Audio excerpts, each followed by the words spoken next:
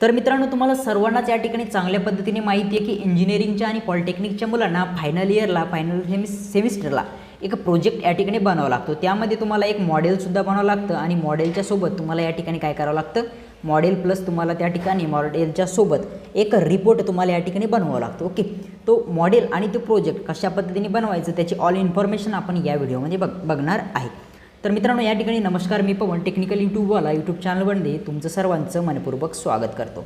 तर या ठिकाणी सर्वात पहिले कोणता टॉपिक, कोणता पेज किती नंबरला असला पाहिजे, काय त्याची सर्व काही इन्फॉर्मेशन तुम्हाला मी या ठिकाणी देतो। ओके, तर या ठिकाणी एकच मिनटात मी या ठिकाणी पेज सेट करून घेतो मित्रांनो। तर बघा, या ठिकाणी नंबर 1च्या पेजवरती मी तुम्हाला घेऊन जातो की त्या ठिकाणी तुम्हाला करायचं काय। बघा, सर्वात पहिले येतो मित्रांनो तुमचा इंडेक्स। ओके, तर आता तुमच्या मनात एक या ठिकाणी प्रश्न निर्माण झाला असेल की सर, या ठिकाणी मेन जे टॉपिक असतात आपले त्याचा फॉन्ट कोणता असला पाहिजे, काय असलं पाहिजे। ओके, तर या ठिकाणी तुम्हाला सांगतो मी, या ठिकाणी जे तुमचे मेन टॉपिक असतात त्याला तुम्हाला साईज किती ठेवायची। ओके मित्रांनो, तुमच्या कॉलेजच्या या ठिकाणी प्रमाणे या ठिकाणी तुम्ही 18 साईज त्याचे ठेवू शकता किंवा 16 ठेवू शकता। म्हणजे तुमच्या क्लासच्या HODला तुम्हाला काय करायची याची सर्व इन्फॉर्मेशन घ्यायची। ओके, मग त्या ठिकाणी त्यांनी जर 18 सांगितली तर 18 ठेवायची, त्यांनी जर सांगितली 16 ठेवायची तर 16 ठेवायची। ओके, आणि तुमचे जे सब टॉपिक असतात, तुम्ही जर मेन टॉपिकला सर 16 घेतली मित्रांनो, तुमच्या सब टॉपिकला तुम्हाला 14 घ्यायची। ओके, जर मेन टॉपिकला तुम्ही जर 18 घेतली तर सब टॉपिकला तुम्हाला काय करायची, 16 घ्यायची। अशा पद्धतीने तुम्हाला काय करायचे, तुमची या ठिकाणी हे करायचे काय, तुमच्या याची पूर्ण काही शब्दांची वगैरे काय करायची, साईड ठेवायची। ओके, आता तुम्हाला या ठिकाणी याला फॉन्ट कोणता यूज करायचा, बघा हे फॉन्ट वगैरे यूज करणं आपल्या कॉलेजवर डिपेंड करतं। आपल्या HODने आपल्याला जो काही फॉन्ट या ठिकाणी सांगितला तो फॉन्ट आपल्याला काय करायचं या ठिकाणी आपल्या रिपोर्टमध्ये या ठिकाणी वापरायचा। ओके, आता येते मित्रांनो गोष्ट आपली या ठिकाणी रिपोर्टची, इंडेक्सची। ओके, तर बघा सर्वात पहिले आपल्या रिपोर्टमध्ये काय असलं पाहिजे, सर्वात पहिले असलं पाहिजे बघा लिस्ट ऑफ फिगर। काय असलं पाहिजे, लिस्ट ऑफ फिगर। आणि त्यानंतर टॉपिक येतो बघा आपला लिस्ट ऑफ टेबल। हे कशा पद्धतीने मी समोर रिपोर्टमध्ये घेतलं आहे ते तुम्हाला सर्व इन्फॉर्मेशन या ठिकाणी भेटेल, फक्त स्टेप बाय स्टेप हा व्हिडिओ काय करायचा तुम्हाला बघत जायचं आहे। ओके, बघा list of figure, list of table काय आहे ते सगळं काय मी तुम्हाला सांगतो, पण हे सगळ्यात पहिले तुम्हाला या ठिकाणी घ्यायचं। ओके, आता मी हा ॲटोमॅटिकली या ठिकाणी इंडेक्स बनवला आहे। मी असं एक नाव टाईप केलं नाही, हे डॉट डॉट टाईप केले नाही, पूर्ण या ठिकाणी नंबर मी दिला नाही, काहीच नाही। मी हा इंडेक्स जो बनवला आहे तो ॲटोमॅटिकली बनवला आहे। आणि तुम्हाला जर इंडेक्स ॲटोमॅटिकली कसा बनवायचा त्याची जर इन्फॉर्मेशन लागत असली तर तुम्ही मला तशा कमेंट करा, मी पुढच्या व्हिडिओला तुम्हाला तो व्हिडिओ तसा देईल। ओके, बघा या ठिकाणी ॲटोमॅटिकली तुम्ही जर इंडेक्स तयार केला तर ज्या पेजवर जो टॉपिक तुमचा असणार आहे ना मित्रांनो, तोच टॉपिक तोच पेज नंबर या ठिकाणी काय करतो, दाखवतो। नाही तर कधी कधी काय होतं, तुम्ही जर असा मॅन्युअली तुम्ही जर इंडेक्स बनवला तर एखाद्या वेळेस समजा या ठिकाणी ॲब्स्ट्रॅक्ट आहे, ॲब्स्ट्रॅक्ट या ठिकाणी किती नंबरला आहे, 5 नंबरला, पण कधी कधी ते 6 नंबरला या ठिकाणी होऊन जातं। ओके, तर असं जर तुम्ही ॲटोमॅटिकली जर बनवला इंडेक्स तर असं कधीच होत नाही आणि तुम्हाला जास्त मेहनत पण या ठिकाणी करायचं काम नाही पडत। ओके, काहीतरी सेकंदाच्या आत तुमचा इंडेक्स या ठिकाणी बनून जातो। ओके, बघा list of figure, list of table झाल्यानंतर ते काय गोष्टी येत्या ते पण सांगतो पुढं। ओके, त्यानंतर बघा ॲब्स्ट्रॅक्ट घ्यायचं आहे तुम्हाला, ॲब्स्ट्रॅक्ट। ओके, तुमच्या ज्या रिपोर्टचा ॲब्स्ट्रॅक्ट असणार आहे ते नंबर 1ला घ्यायचं। बघा ह्या दोन गोष्टीला आपण काय केलं, नंबरिंग केली का नाही, त्यांना नंबरिंग करायची नाही।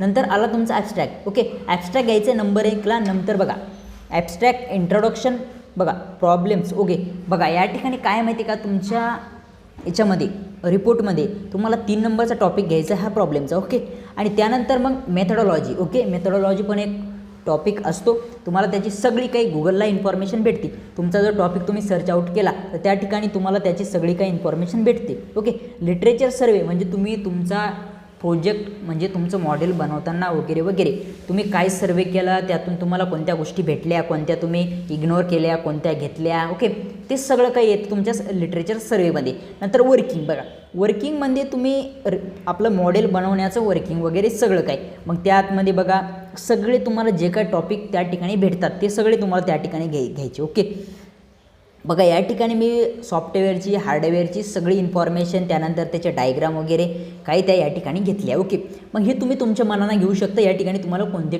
टॉपिक या ठिकाणी ॲड करायचे आहे। ओके, बघा त्यानंतर आहे सिस्टम डिझाईन। हे खालचे हे मेन पॉईंट असतात मित्रांनो, या ठिकाणी हे मेन पॉईंट असतात। ओके, हे पॉईंट तुम्हाला असे स्टेप बाय स्टेप या ठिकाणी घ्यावं लागतात. ओके, त्यानंतर हे खालचे जे पॉईंट आहे ना बघा, सिस्टम म्हणजे तुमच्या मॉडेलच्या डिझाईनची इन्फॉर्मेशन, मग त्या ठिकाणी हार्डवेअर झाले, सॉफ्टवेअर झाले. त्यानंतर माझ्या प्रोजेक्टमध्ये मी ऑर्डिनो सर्किट लावलं होतं त्याची इन्फॉर्मेशन. ओके, या फीचर वगैरे, पिन वगैरे, वायर, केबल काय यूज केले त्याची सगळी काही या ठिकाणी मी काय केले, ते इक्विपमेंट या ठिकाणी त्याच्या इक्विपमेंटची काय टाकली या ठिकाणी सर्व इन्फॉर्मेशन. मग माझ्या याच्यात रिले होते, LCD मॉडेल होतं, त्यानंतर माझ्या इथं 12 वॉट ट्रान्सफॉर्मर होता. ओके, ही सगळी काही इन्फॉर्मेशन मग नंतर सब पॉईंट या ठिकाणी मी घेतले. ओके, तर आणि काय करायचं माहिती का, एक पॉईंट तुम्हाला सांगतो बघा. 6 नंबरचा टॉपिक या ठिकाणी 6 नंबर काय तुमचा मेन काय टॉपिक आहे आणि त्यामध्ये सब टॉपिक कसे द्यायचे बघा. 6.1, 6.2, 6.3 असे सब टॉपिक द्यायचे. आता 7 नंबर चालू झाला. 7मध्ये बघा 7.1, 7.2, 7.3, 7.4 असे सब टॉपिक या ठिकाणी तुम्हाला लावायचे. ओके, आता काय करायचं माहिती आहे का, हे असे 1 बाय लाईनिंगने या ठिकाणी आले पाहिजे. हे 2 या ठिकाणी यामध्ये समोर गेलेले, पण हे कायच करायचं या ठिकाणी लाईनिंगनं आले पाहिजे. ओके, आणि कोणताही पेजचा पेजिंग नंबर या ठिकाणी मागं पुढं व्हायला नको, सर्वात महत्त्वाचं. ओके ओके बघा, त्यानंतर काय करायचे तुम्हाला, तुमचे जे समोरचे टॉपिक आहे ते या ठिकाणी ॲड करायचे. ओके, आता 7.11पर्यंत आपला हा टॉपिक संपला. त्यानंतर 8 चालू झाला बघा. 8 नंतर मग त्याचे सब्जेक्ट टॉपिक आहे 8.1, 8.2, 8.3, 8.4 असे आपण या ठिकाणी कवर केले. ओके, त्यानंतर आपला नंबर 3 बघा, 9 नंबर कॉस्टिंग हा मोस्ट इम्पॉर्टंट टॉपिक आहे बघा. या ठिकाणी काय कॉस्टिंग म्हणजे तुमचं मॉडेल बनवताना तुम्हाला कोणतं इक्विपमेंट किती रुपयाला भेटलं त्याची सर्व काही खरी इन्फॉर्मेशन तुम्हाला काय करावं लागतं, तुमच्या रिपोर्टमध्ये द्यावं लागते. ओके, त्यानंतर ॲडव्हान्टेज पण मेन टॉपिक हा सुद्धा तुमच्या रिपोर्टमध्ये आलाच पाहिजे.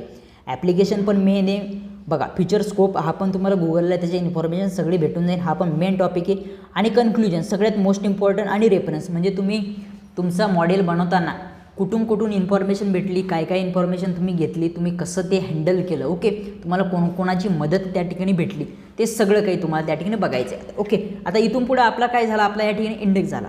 काय झालं, इंडेक्स झाला. ओके, इंडेक्समध्ये नंबर 1ला काय होतं मित्रांनो, आपलं लिस्ट ऑफ फिगर होतं.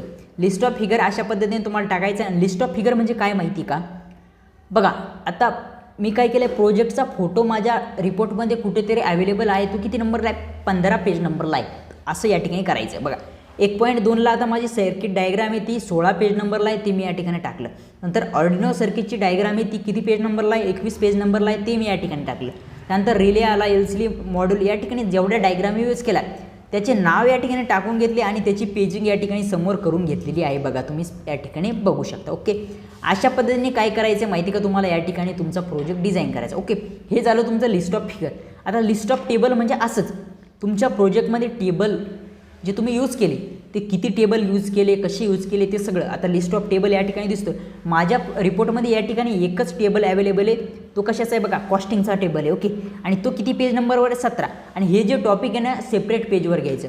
मग तुमचं या ठिकाणी आपण या ठिकाणी काय घेतलं आहे, लिस्ट ऑफ फिगर सेपरेट पेजवर घ्यायचा. त्यानंतर लिस्ट ऑफ टेबल सेपरेट पेजवर घेतला. आता नंतर चालू झालं बघा ॲब्स्ट्रॅक्ट मित्रांनो, या ठिकाणी आपलं किती पेज नंबरवर आलं, 5 पेज नंबरवर आलं. तर आपल्याला काय करायचं, वरती चेक करायचं जाऊन की हे 5च नंबरला आहे का बघा. ॲब्स्ट्रॅक्ट किती नंबरला आहे, 5च नंबरला या ठिकाणी तुम्हाला दिसतं. असे सर्व काही टॉपिक काय करायचं तुम्हाला त्याच नंबरला त्या ठिकाणी घ्यायचं. आता मी इथं काय केलं, ॲब्स्ट्रॅक्ट हा काय आपला मेन टॉपिक आहे. काय मेन टॉपिक आहे त्याला काय केलं मी, या ठिकाणी जो फॉन्ट दिला तो फॉन्ट मी तुम्हाला डिस्क्रिप्शनमध्ये सांगतो, पण तुम्हाला फॉन्ट तुमचं कॉलेज जे काही सांगेल तेच तुम्हाला या ठिकाणी टाकायचे. आता याला मी साईज दिली बघा 18 आणि याला सब टॉपिकला काय केलं मी साईज दिली बघा या ठिकाणी 16.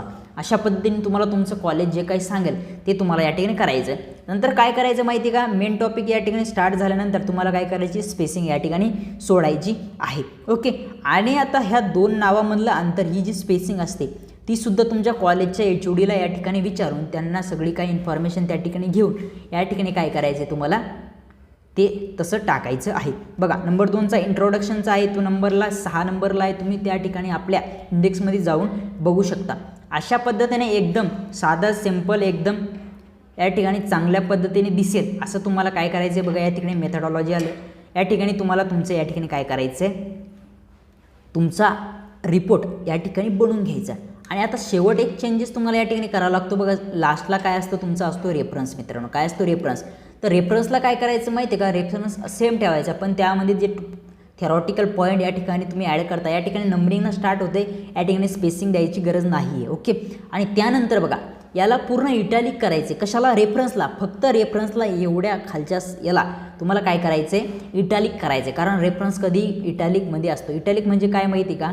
असं आय नावाचं वर्डमध्ये या ठिकाणी चिन्ह असतो.